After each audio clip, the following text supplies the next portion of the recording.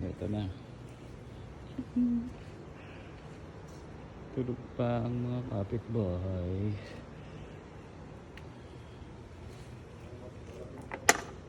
Sorry. Kailangan na mag-start.